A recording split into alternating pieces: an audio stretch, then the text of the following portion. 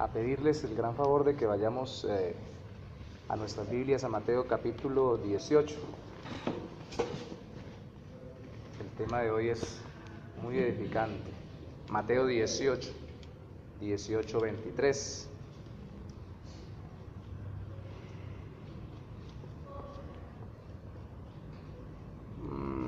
De hecho, antes de leer el 23, sería bueno que más bien leyéramos el 21 y el 22 para tener un contexto de la parábola, por qué Cristo la da, la parábola de los dos deudores. Mateo 18, 21 y 22 dice: entonces se le acercó Pedro y le dijo: Señor, ¿cuántas veces perdonaré a mi hermano que peque contra mí? ¿Hasta 7?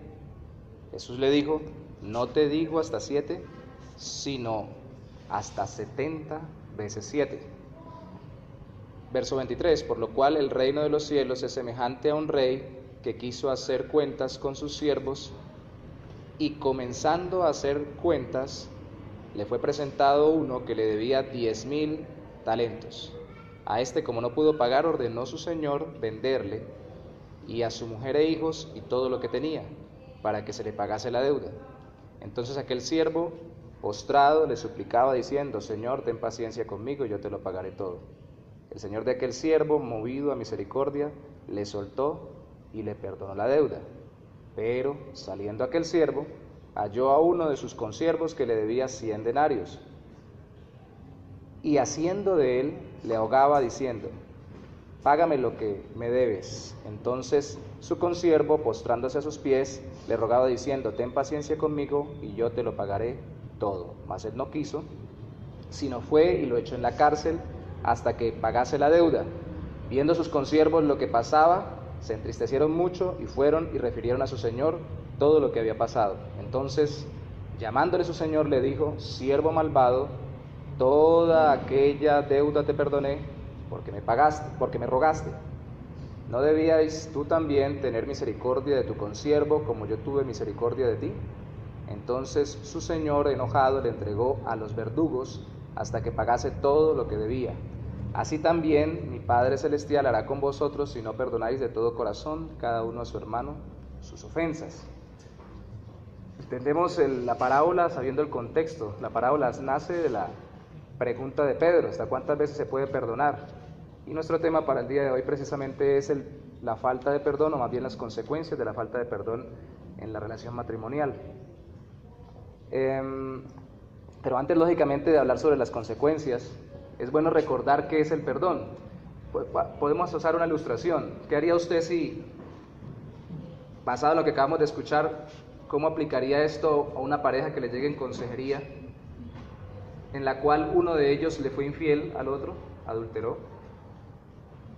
y luego el otro en retaliación también adulteró, y los dos andan en conflicto porque ambos se fueron infieles, y se sientan frente a usted y lo que hacen es culparse mutuamente?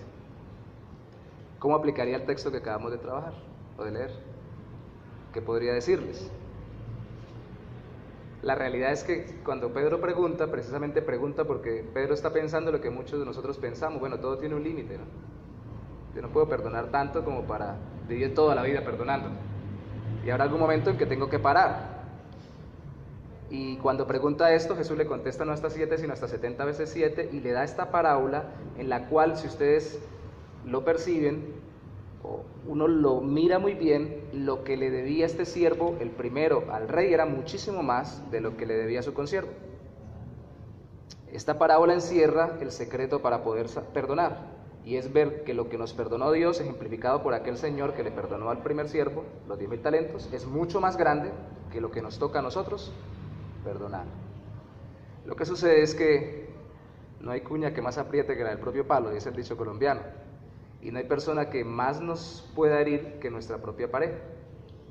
Lo que sucede es que los creyentes en el matrimonio tenemos un taller no solamente para la comprensión, no solamente un taller para desarrollar el amor, sino también para aprender a perdonar con diligencia, rapidez y efectividad, porque no hay persona que más nos pueda herir que nuestra propia pareja. Y cuando no hay perdón, las cosas empeoran. El creyente que realmente se sabe perdonado en Cristo está capacitado para perdonar las mayores ofensas de quien más lo puede ofender, y quien más lo puede ofender es su propia pareja. ¿No les ha pasado a ustedes? No sé si solamente soy yo, pero uno dice, mi mujer sabe cómo herirme, y lo sabe muy bien.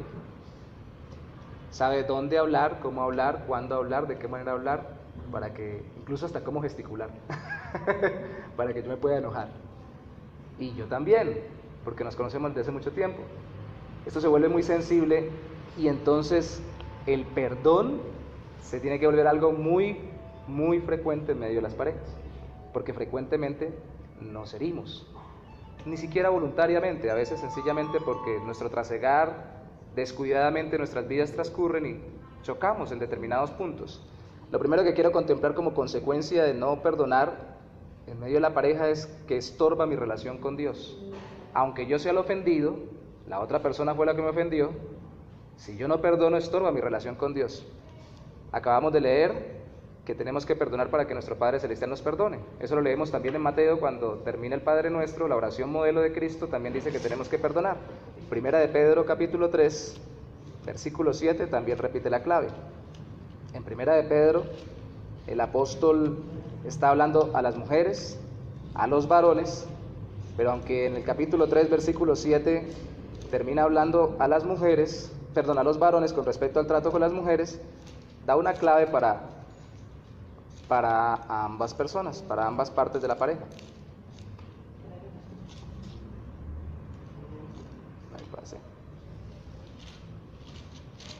Capítulo 3, versículo 7. Dice, vosotros, maridos, igualmente, vivid con ella sabiamente, dando honor a la mujer como a vaso más frágil y como a coherederas de la gracia de la vida, para que vuestras oraciones no tengan estorbo.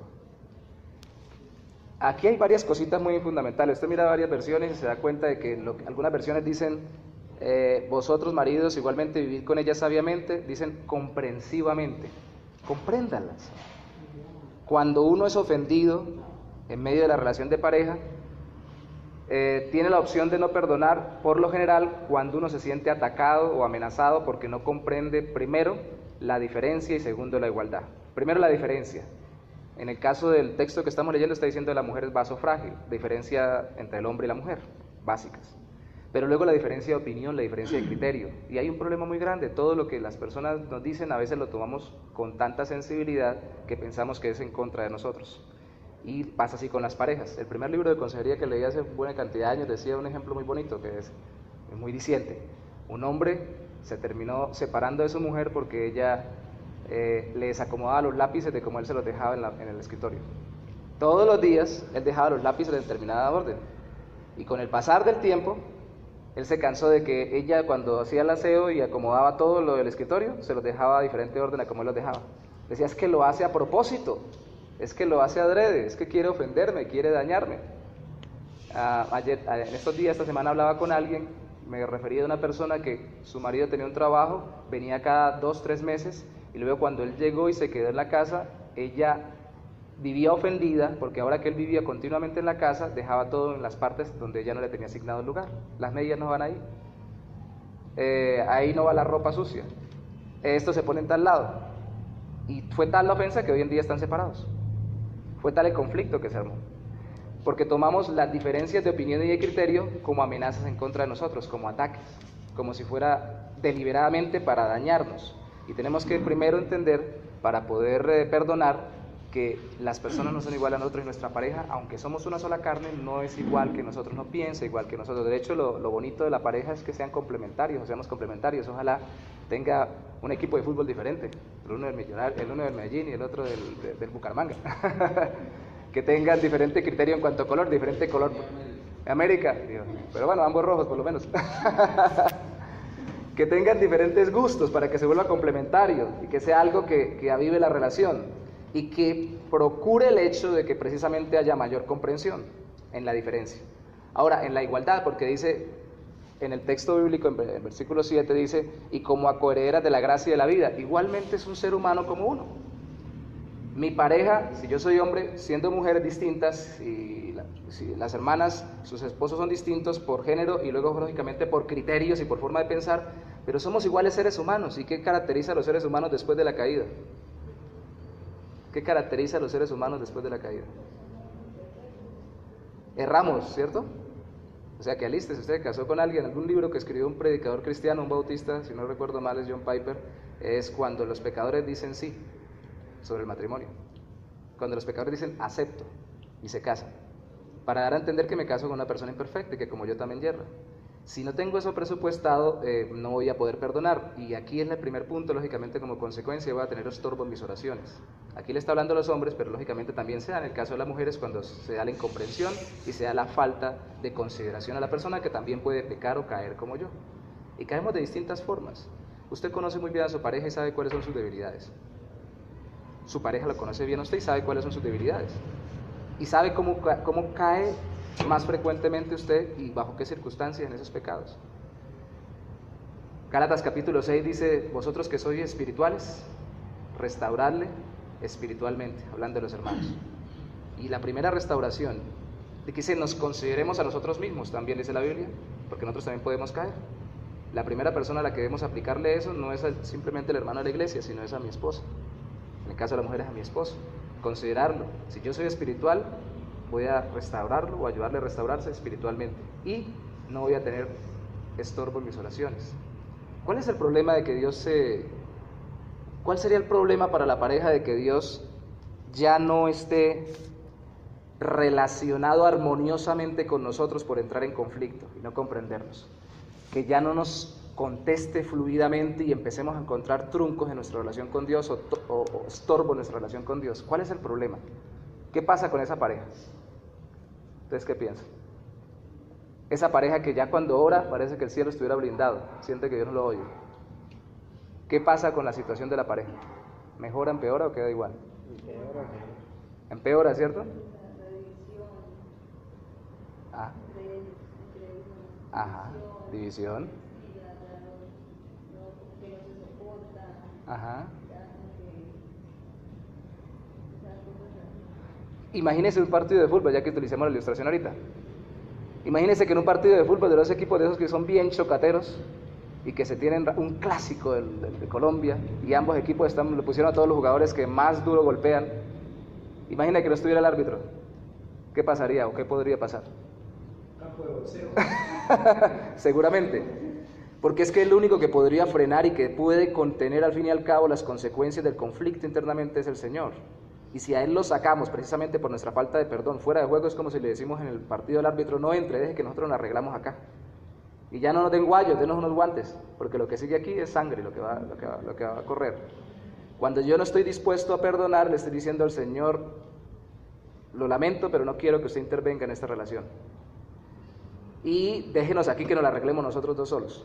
Como con el orgullo, pastor. Ajá. El orgullo de pensar de que yo no quiero superar porque yo tengo la razón y no él. Exacto.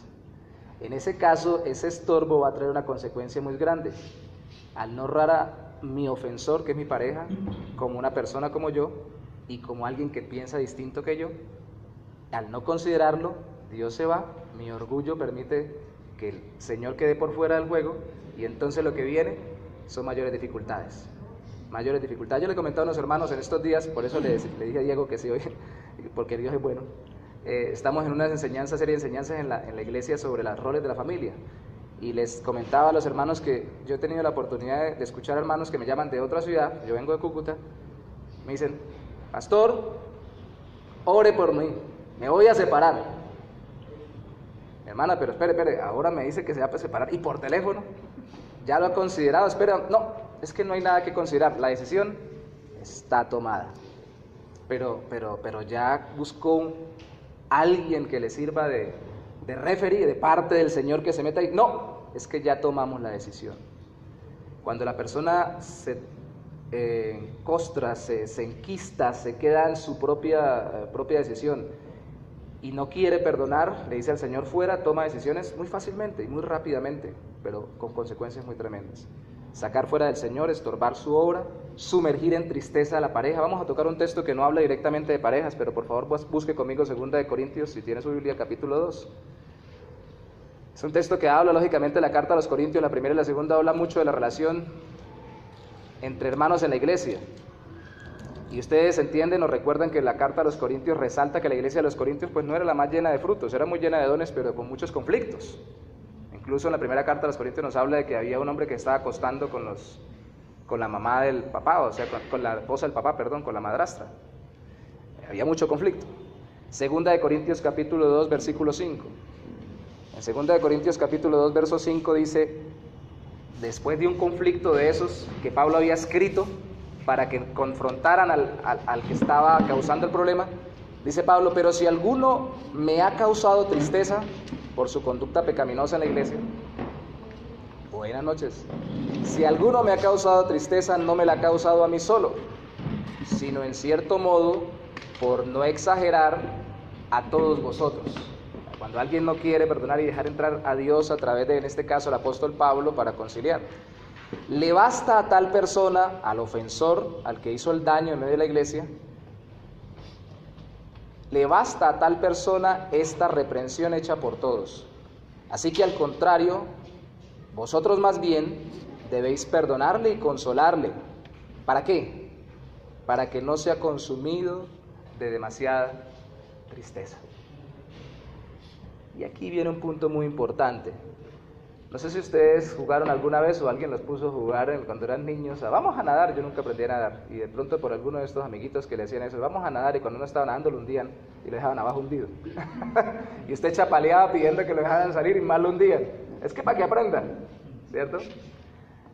Cuando mi pareja me ofende, o cuando yo la ofendo a ella, el ofendido, por lo general en un principio dice, es difícil perdonar, no quiero perdonar. Pero cuando la pareja o el ofensor quiere pedir perdón, se quiere arrepentir, quiere restaurar la relación, y el ofendido no lo quiere hacer, es como aquel niño que me hundía a mí, cuando yo le sacaba las manos y le decía, déjeme salir, ayúdeme que me estoy ahogando. Lo que hace la pareja o lo que hacemos nosotros cuando no perdonamos es volverlo a hundir, sumergirlo en más tristeza. Recuerden que la Biblia dice, en una de las cartas a los Corintios precisamente, que la tristeza que es de Dios produce arrepentimiento, pero la que no produce muerte. Y cuando alguien se está arrepintiendo, quiere pedir perdón, y yo me pongo en el lugar de Dios, en el banquillo acusador, y digo, no, todavía no lo perdono, voy a prolongar su tortura y voy a aumentar las consecuencias en mi relación con ellos. Y luego va a ser más difícil. A uno de mis hijos, que es el más temperamental y hoy en día es el que más domina su carácter, le decía yo una ilustración cuando estaba muy pequeñito, que la leí alguna vez, creo que está en el libro de La culpa es de la vaca. Le dije a usted, alguna vez la leí, un muchacho que se enojaba, y cada vez que se enojaba, entonces el señor, para enseñarle, el papá le dijo, vaya y clave una puntilla cada vez que se enoje en la puerta de su cuarto.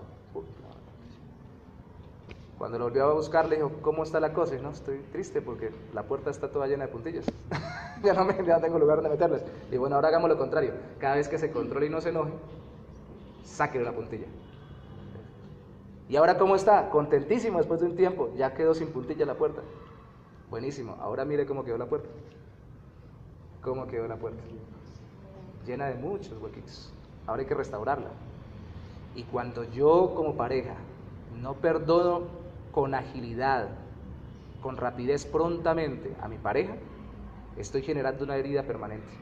Estoy dejando una herida abierta. Puede que lo haga después, pero yo me doy a veces la licencia de decir, todavía no. Dejémosla sufrir un rato. y ojo con esto, porque es mi pareja.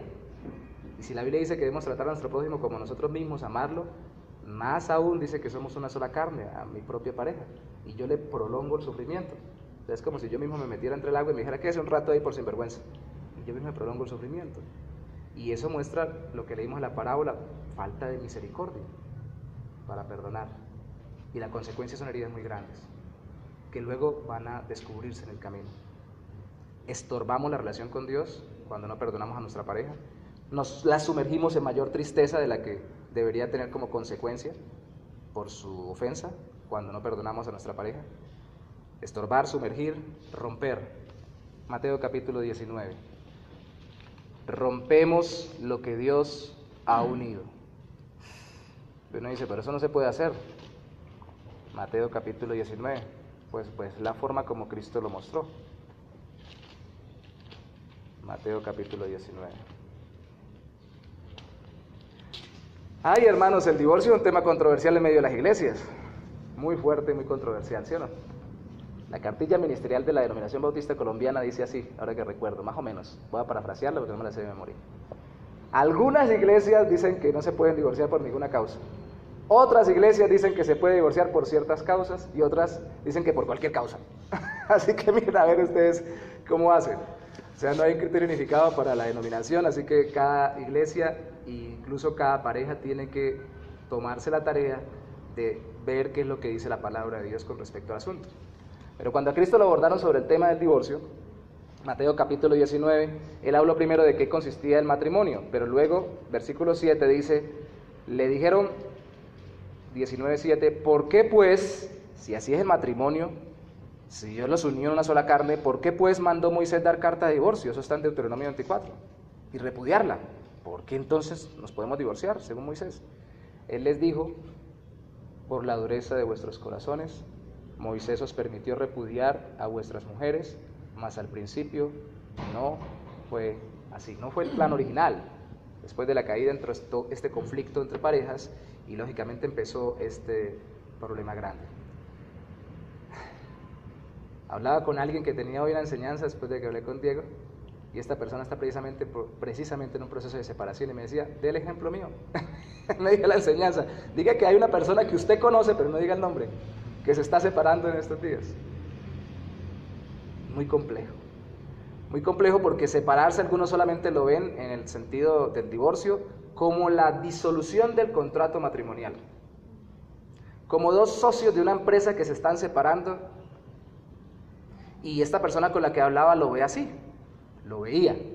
Cuando yo le dije la Biblia lo que dice es que Dios tomó la costilla e hizo la mujer para darnos a entender de que estamos tan unidos, que somos uno solo, como lo dice Efesios, como lo dice aquí el Señor Jesucristo, Mateo 19, de tal forma que cuando nos separemos es como más bien, no como si separara una sociedad de dueños de una empresa, sino como si le quitaran a uno o le amputaran a uno un miembro del cuerpo. Esa es la sensación. Algunos que yo he leído, psicólogos y consejeros familiares, han dicho que después de un fallecimiento de un familiar, la separación es el duelo más grande que puede tener una persona, la separación conyugal. Y cuando yo le dije a esta persona, me miró y me dijo, de razón. Él pensaba, esto es sencillo, esto es organizados, civilizados, tome lo suyo, deme lo mío, pero Cristo dice esto es por la dureza. ¿Cómo se endurece un corazón? Ayúdenme ustedes. No hay nada que endurezca más un corazón que la falta de disposición para perdonar. Porque entre más me niego a perdonar, más me idolatro a mí mismo y más me convierto en el mismo Dios. Recuerden el endurecimiento de Faraón. ¿Quién es Dios y quién es su pueblo para que vengan a pedirme? Yo soy Faraón, yo soy el grande. Y yo me levanto en mi ego y más me endurezco, más argumentos encuentro. El divorcio es la consecuencia final de la falta de perdón y reconciliación. Es como una fractura, no simplemente como la disolución de un contrato, es como un desmembramiento. Es como un desmembramiento. ¿Y a cuánto nos gusta que nos amputen alguna parte del cuerpo? Que ella, mi esposa, me estaba cortando las uñas y me quitó un cuerito. Un cuerito. Dijo, me asustó, yo pensé que le había arrancado un dedo, no, solo un cuerito, y salté. Grité como si me hubiera arrancado un dedo y dije, Dios mío, ¿eso cómo será que le quiten un dedo? Claro, aquí no estamos hablando de anestesia, ¿no? Estamos hablando de en vivo, como sucedía en esa época. No sé cómo se dejaba esa gente circuncidar, claro, eran niños, ¿no? Muy pequeñitos. Pero cortarse una parte del cuerpo sin anestesia es complejo.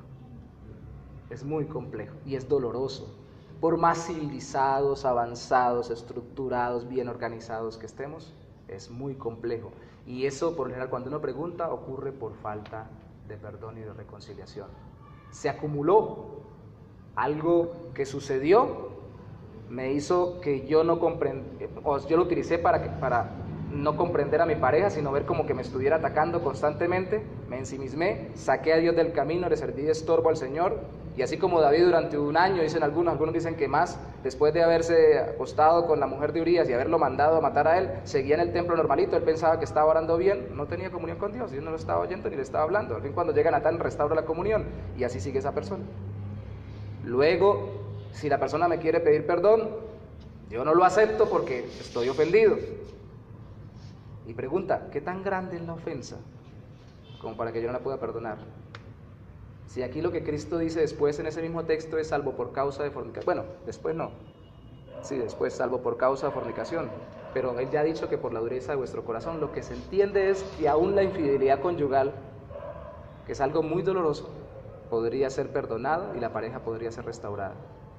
¿Qué hice yo en ese momento cuando nos llegó esa pareja adulterio? Él con ella con él, el uno por fuera, el otro en la casa y cada uno sacaba sus detalles. Predicarles el Evangelio. Mateo, la parábola de los dos deudores, la que leímos en un principio. Eran de una iglesia cristiana y curiosamente no entendían cómo es el perdón del Señor. Y eran de una iglesia cristiana y no entendían que eso se aplica en la práctica, perdonando a quien me ofende y especialmente a mi pareja. Y gloria a Dios, esa pareja se pudo restaurar. Pero hay muchas que no. O sea, yo pregunto, ¿qué no se puede perdonar en la relación de pareja? ¿Qué no se puede perdonar? ¿Qué? Y espero que ustedes estén pensando en cosas concretas en su relación de pareja. ¿Qué le han hecho o qué me han hecho que yo no pueda perdonar? Si Cristo me lo perdonó a mí todo. Son los 10.000 talentos que le di a él. Mis parejas que apenas con esa ofensa que me dio, unos cuantos denarios. ¿Ustedes han escuchado a las personas cuando no perdonan? ¿O nos hemos escuchado a nosotros mismos? Es que eso ya no se puede perdonar, dice uno. Eso ya es imperdonable, eso ya es demasiado, eso es... no, es que eso ya no tiene perdón de Dios. Y algunos se vuelven muy teólogos y predicadores, pídale perdón al Señor, yo no perdono a nadie, pídale usted perdón a Dios, yo ya no puedo perdonarlo, pídale perdón a Dios. Se vuelven evangelistas. Queriendo excusarse para no perdonar. Hermanos, cuando estoy hablando con esto, precisamente dijo alguna vez un predicador, la espada del Señor no se entrega lanzándolo a los demás, sino que se entrega que salga de nuestros propios corazones, atravesándolas y con nuestras manos ensangrentadas, porque ella misma nos ha cortado. En mi relación matrimonial yo también he tenido que luchar para perdonar. Luchar contra mí mismo, luchar contra mi propio ego, luchar contra mi propio deseo de juzgar, de enjuiciar, de cuestionar. Se vuelve tan complejo que se desarrolla con el tiempo, y lo he visto incluso en parejas cristianas, en medio de la consejería, que no duran ni siquiera un día, ni 2 ni 3 sin hablarse, a veces rota la relación, sino que llevan algunos hasta años con la relación rota. De eso a que se divorcien, por eso es que dicen, se separaron, pero si era una pareja tan bonita, tan bien que se la llevaban, tan hermoso que se veía, nadie sabía lo que estaba pasando en el interior, nadie sabía. Ustedes saben lo que pasa en sus parejas, en sus relaciones. Solo el Señor y ustedes lo saben. Déjenme decirle algo que nos han enseñado mal y que nosotros lo hemos malinterpretado. ¿Han escuchado la frase, el tiempo todo lo cura? ¿Cierto? Más bien es una locura pensar que el tiempo todo lo cura. Si usted deja un terreno baldío sin podar, con el tiempo le sale maleza. Las cosas no tienden a mejorarse de acuerdo a la física, tienden a empeorarse. Si yo pienso que la dificultad que tuve con mi pareja no tiene necesidad de pedirse perdón y ya pasamos, ya nos hablamos, ya todo pasó y todo lo demás, y con el tiempo eso se va a olvidar y nunca vamos a volver a tener dificultades, nos estamos engañando. El tiempo no lo cura todo, el tiempo lo empeora todo, después explota. Hay que ponernos diligentes. ¿Qué dice la carta a los Efesios con respecto a el sol? Perdón, el sol, ya les dije la clave, al enojo. Que no se ponga ¿qué? El sol. ¿Eso qué quiere decir? Dijo el predicador una vez, que cuando me peleo con mi mujer tengo que colocar un sol ahí o colocar una lámpara para que no anochezca, o no podemos dormir, nos quedamos despiertos. ¿Qué significa? Que no pase el otro día, eso es todo. Que no pasen días, que sea ligero, que sea rápido, que sea presto. Que ojalá antes de acostarse ya esté solucionada. Exacto. Y yo les voy a ser muy sinceros. La mayoría de las parejas no lo hacen el mismo día. Pero eso es como una hermana que alguna vez conocí que me dijo, pastor, yo no. Llevo ya 30, tenía contados 30 y tantos días sin orar. Y hoy tampoco he orado. Yo no sé qué me está pasando. Yo creo que mañana tampoco yo le dije, hermana, cállese la boca y vaya y llore. Debe contar días que lleva sin orar y vaya y llore. Y así nos pasa a nosotros a veces. Ay, ya llevamos 2 días peleados. La Biblia dice no se ponga el sol sobre vuestro enojo, pero ya pasamos la primera noche. Vamos en el segundo día. ¿Será que hoy sí o será que no? Viene la siguiente noche, lo mira y se dan la vuelta, el otro pone cara de que no quiere. Un tercer día más, 3 días. Y va contando como los presos que van colocando las rayitas en las paredes. Yo le diría como la hermano, ya calle sus pensamientos, vaya y reconcíliese con su hermano. Eso no fue lo que dijo el Señor Jesucristo cuando traíamos la ofrenda, vio que traían la ofrenda al altar. Dejen la ofrenda ahí y vaya y reconcíliese con su hermano. Y ahora sí venga a hacerle la ofrenda a Dios. Es primordial. Consecuencias entonces: estorbo en mi relación con Dios, sumergo a mi pareja, la condeno y la hundo, y ustedes no saben eso qué complejo es después cuando uno se restaura en la relación. La otra persona cuando vuelve dice, claro, me perdonó, pero después de que me hizo sufrir mucho. Y viene otra consecuencia, y rompemos al final lo que Dios ha unido. Tratamos de fracturar aquello que Dios ha unido en una sola carne, y muchos lo logran. Felicitaciones para ellos en unión con el diablo, porque realmente lo que hicieron fue seguir el juego, porque lo que Dios quiere es que el hombre y la mujer permanezcan juntos hasta el final de los tiempos, hasta que la muerte los separe, como lo decimos nosotros. Perdone rápidamente, para que no consuma dolor a su pareja, para que tenga la unión con Dios o la comunión con Dios viva, y para no terminar rompiendo lo que Dios unió. Perdone rapidito, sea ligero en perdonar. Dios los bendiga.